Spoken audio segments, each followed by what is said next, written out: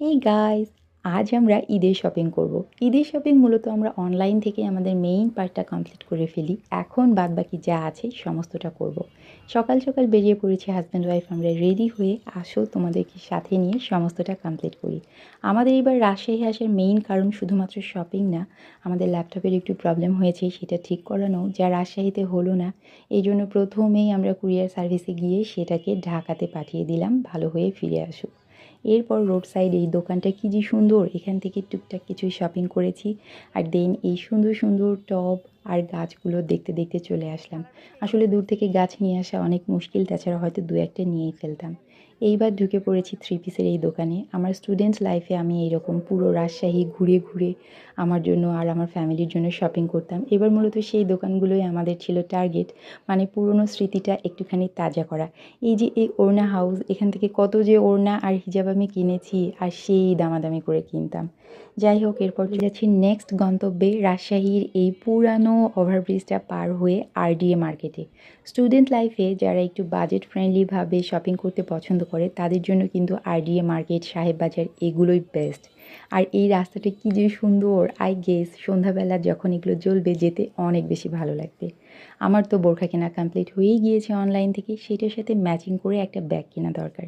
কিন্তু ব্যাগ কেন জানি কোনোভাবেই পছন্দ হচ্ছে না, মানে যেমনটা চাই তেমনটা পাচ্ছি না।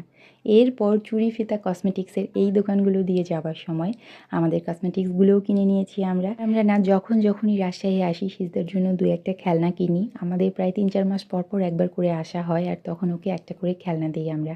এবার একটু বড় হয়ে গিয়েছে তাই ওকে এরকম একটা চেস বোর্ড আর পাজেল সেট দিচ্ছিলাম, যাতে করে খেলার পাশাপাশি ব্রেনটাকেও কাজে লাগায়।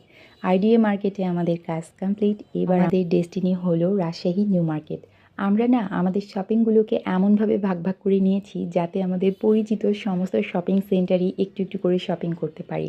নিউ মার্কেটে প্রায় অধিকাংশ জিনিসই ফিক্সড প্রাইস। এখান থেকে আমি আমার স্টুডেন্ট লাইফে খুব একটা যে শপিং করেছি তা বলা যায় না। তো আজ এখান থেকে সাজিদ ওর জন্য ট্রাউজার, গেঞ্জি এই সমস্ত কিছু নিয়ে নিয়েছে। এরপর নিউ মার্কেট থেকে বের হয়ে আমাদের সাথে জয়েন করেছে আমার আব্বু আর আমার কন্যা সিজদা। সিজদার ঘুম ভাঙে একটু দেরিতে, ঘুম থেকে ওঠার পর ওর নান্নানুকে চলে এসেছে। আর এইবার গন্তব্য হলো আড়ং। আড়ংয়ের আউটলেট আমাদের স্টুডেন্ট লাইফে রাজশাহীতে ছিল না। আমি রাজশাহী থেকে চলে আসার পরেই এটা হয়েছে। যখনই আমি রাজশাহীতে যাই আড়ংয়ে টুকটাক কিছু হলেও কিনি। আর আড়ং মানেই তো আমার মতো গৃহিণীদের মেইন পছন্দের জায়গা হলো এই রকম crockeries and home decor section, তাই না? এখান থেকেও আমরা আমাদের শপিং কমপ্লিট করে বেরিয়ে পড়েছি, আর এই ভিডিওগুলো লুকিয়ে লুকিয়ে করেছিলাম। দেন আমরা যাচ্ছি মোমোর প্লাজাতে। ওই যে বললাম ভাগ ভাগ করে নিয়েছি যে কোনটাতে যাব, কোনটাতে গিয়ে কোনটা কিনবো, সমস্তটাই আলহামদুলিল্লাহ প্ল্যান মাফিকই হয়েছে। শীতের জন্য স্কেলেটারে ওঠার এইটা ছিল একেবারে ফার্স্ট এক্সপিরিয়েন্স। ও তো খুব আনন্দ পেয়েছি, যদিও আমি ভাবছিলাম ভয় পায় কিনা।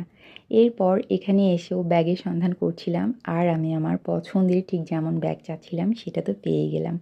দেন সমস্ত কিছু কমপ্লিট করে এবার চলে যাচ্ছি নেক্সট ডেস্টিনি, তা হলো আমার হাজব্যান্ডের জুতো কিনতে হবে। আমরা জুতোর জন্য বিভিন্ন জায়গায় ঘুরি, কিন্তু বিশ্বাস করেন শেষমেশ এই বাটা বা অ্যাপেক্সে গিয়েই আমাদের শান্তি মতো কোনো একটা জুতো পাই। আর জুতো কেনার মধ্যে দিয়েই আজকের শপিং ব্লগটা শেষ হলো। আর ঈদের শপিং ঈদের আগে দেখালে নাকি ঈদের মেইন আকর্ষণই নষ্ট হয়ে যায়, তাই দেখালাম না। তবে অবশ্যই আমার সাথে থাকবেন, ঈদের দিনের ছবি বা ব্লগে অবশ্যই আপনাদের সাথে শেয়ার করে নিব যে আমরা এত ঘোরাঘুরি করে ঠিক কী শপিং করলাম। কি সাথে থাকবেন তো? Thank you so much for watching. আল্লাহ হাফেজ।